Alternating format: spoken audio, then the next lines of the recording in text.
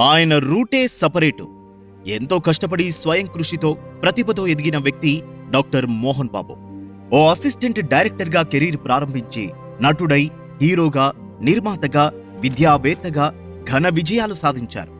ఎన్నో ఎత్తుపల్లాలు చూశారు. ఆయన వ్యక్తిత్వానికి, పోరాట స్ఫూర్తికి ఓ చిన్న ఉదాహరణ. మోహన్ బాబుకి అన్న ఎన్టీఆర్ జానపద సినిమాలంటే చాలా ఇష్టం.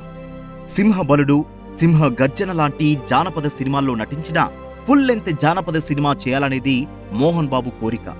జానపద సినిమాలకు బ్రాండ్గా అప్పట్లో చెప్పుకునే విఠలాచార్య దర్శకత్వంలో వీరప్రతాప్ అనే సినిమా సొంతంగా నిర్మించారు మోహన్ బాబు. అప్పటికే ట్రెండ్ మారిపోవడంతో వీరప్రతాప్ సినిమా డిజాస్టర్ అయింది. సంపాదించిన ఆస్తిపాస్తులు అన్నీ పోయాయి. ఓ చిన్న ప్లాట్లోకి మారిపోయిన పరిస్థితి. ఇంకెవరైనా అయితే డిప్రెషన్కి లోను కావడమో, చెడు అలవాట్లకి బానిసై జీవితాన్ని నాశనం చేసుకుంటారు. కానీ మోహన్ బాబు తన కుటుంబం చిన్న ఇబ్బందికి కూడా లోను కాకూడదని, ఈగో ఫీల్ కాకుండా విలన్ పాత్రలు చేయడానికి తను సిద్ధమని ప్రకటించారు. అవకాశాలు వెల్లువెత్తాయి. చిరంజీవి హీరోగా చేసిన మంచి దొంగ సినిమాలో మోహన్ బాబు విలన్ గా నటించడంతో మరో ఇన్నింగ్స్ మొదలుపెట్టారు.